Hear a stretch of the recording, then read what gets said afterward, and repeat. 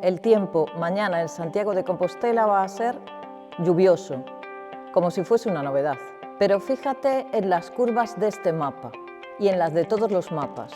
¿Te has preguntado alguna vez qué significan? Estas curvas marcan los lugares de ese mapa que están a la misma presión atmosférica. Son las famosas isobaras.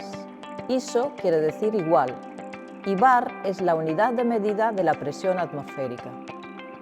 Cuando la presión es alta, tenemos buen tiempo, algo que nunca sucede en Galicia. Cuando la presión es baja, tenemos borrasca. Por eso es útil saber en qué dirección varía la presión más rápidamente y cuánto vale esa variación. El término matemático que nos proporciona esos datos se llama gradiente.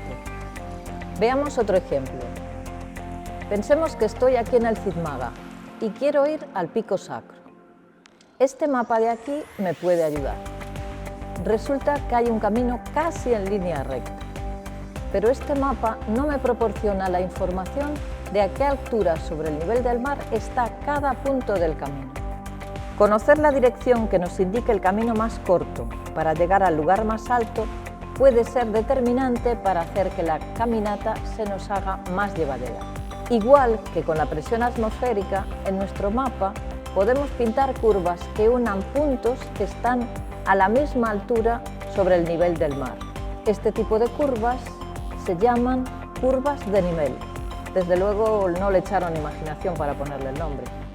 El gradiente en este caso marcará la dirección de máximo desnivel y por eso será siempre perpendicular a las curvas de nivel. Si queremos subir rápido, aunque esto nos cueste trabajo, ya sabemos por dónde ir. Como curiosidad, este término matemático también se usa en artes gráficas. Un gradiente de colores representa una variación continua de tonos o de colores.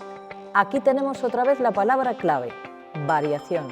En definitiva, el gradiente indica la dirección en la cual una magnitud varía más rápidamente y además mide la variación de ese cambio. Por eso se representa con un vector.